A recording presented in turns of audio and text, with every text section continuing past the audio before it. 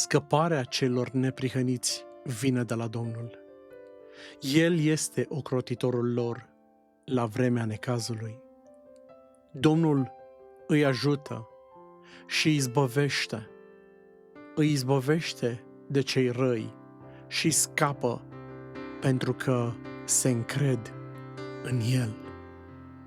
Psalmul 37, de la versetul 39 la versetul 40.